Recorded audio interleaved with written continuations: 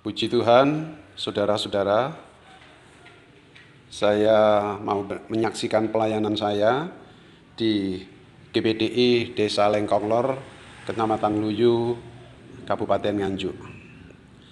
Satu kali saya sedang memperbaiki terap turun ke kebun, itu semenannya itu rusak. Bersama dengan teman saya Wawan, saya sedang mengerjakan batu-batu, saya kumpulkan, lalu ambil pasir sama semen, kami aduk sebagai luluhnya. Waktu saya sedang mengaduk luluh, yaitu pasir dan semen itu, lewatlah seseorang pakai sepeda pancal. Sepeda biasa itu, saudara. Dan orang itu berhenti. Saya tanya, mau kemana, Mas? Oh, mau ke rumah saudara saya. Pinara, silahkan mampir dulu. Saya tidak pakai baju, saudara, karena bekerja nyangkul ngaduk luluh itu.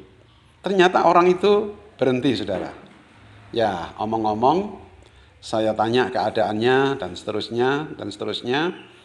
Ya, namanya lama tidak bertemu, maka pembicaraan jadi akrab, saudara. Waktu sudah bicara agak lama, hati saya tergerak ingin menanyakan keadaan hidupnya. Saya tanya, sampean seger waras ya? Baik-baik, sehat.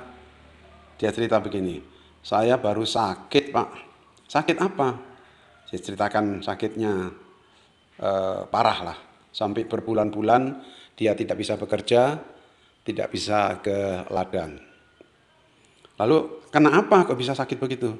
Tidak tahu, tiba-tiba sakit, badan saya tidak bisa bergerak dengan baik, dan seterusnya.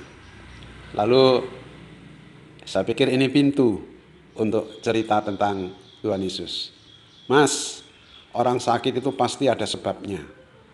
Apa Pak sebabnya? Sebabnya kita berdosa. Oh iya? Dosa apa? Lalu saya cerita tentang kehidupan. Oh iya, kalau begitu banyak dosa saya.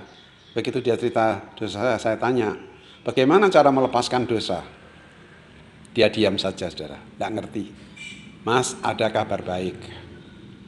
Sampean sudah pernah dengar toh? Tuhan Yesus itu mati disalibkan, gambar salib ada di dekat rumah saya ini, di gereja, saudara. Iya, bagaimana Pak?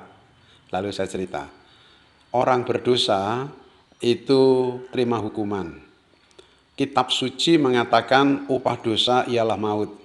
Tetapi kasih karunia Allah ialah hidup yang kekal di dalam Kristus Yesus Tuhan kita. Nah, kalau penyakit itu menyebabkan dosa, kalau penyakitnya sembuh, dosanya masih ada, ya satu kali seperti laba-laba itu karena ada sarangnya, dia kembali lagi ke rumahnya itu, tempatnya dia berjalan itu. Begitu juga, kalau dosa tidak dibereskan, maka dosa bisa mengakibatkan kita sakit lagi. Lalu saya tanya, apakah percaya bahwa Tuhan Yesus itu bisa menghapus dosa kita? Dia bilang, nggih, berarti iya, saudara. Nah, akhirnya saya teruskan. Saya ajak mampir ke rumah, saya pakai baju, baru saya ceritakan Tuhan Yesus itu menanggung dosa buat semua orang supaya bisa diselamatkan.